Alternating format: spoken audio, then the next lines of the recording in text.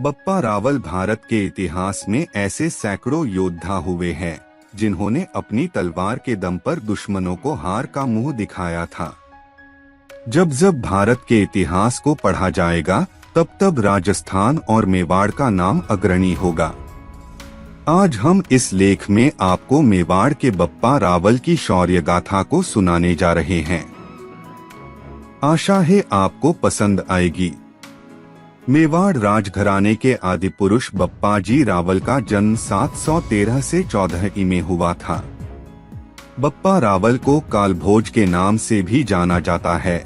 इनके समय चित्तौड़ पर मौर्य शासक मान मोरी का राज था। 734 में बप्पा रावल ने 20 वर्ष की आयु में मान मोरी को पराजित कर चित्तौड़ दुर्ग पर अधिकार किया।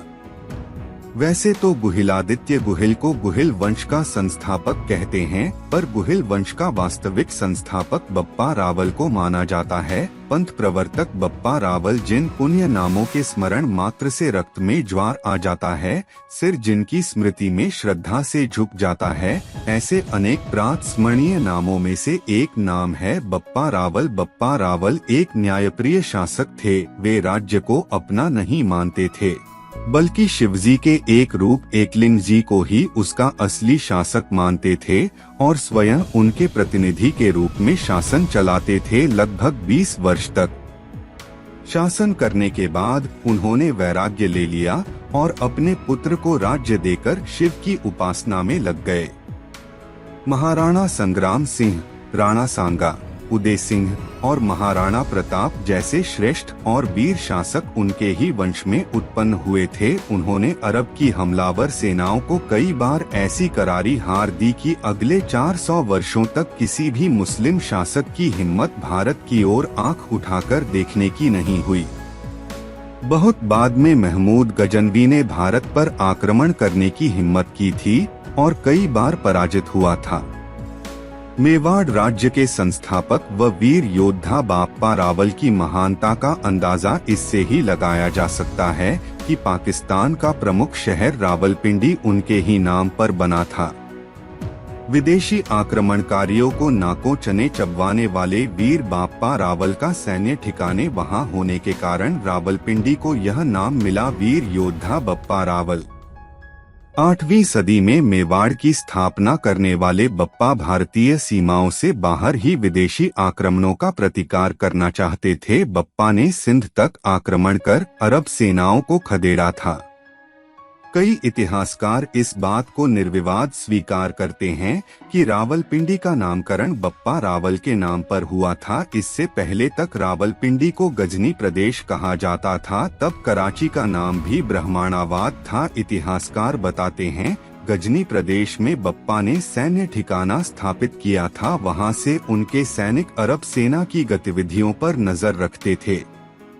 उनकी वीरता से प्रभावित गजनी के सुल्तान ने अपनी पुत्री का विवाह भी उनसे किया था। मेवाड़ में बप्पा व दूसरे प्रदेशों में इस वीर शासक को बापा भी पुकारा जाता था। अबुल फजल ने मेवाड़ राजवंश को नौशेरवा की उपाधि प्रदान की थी। बप्पा रावल और नागभट्ट प्रतिहार का संयुक्त मोर्चा।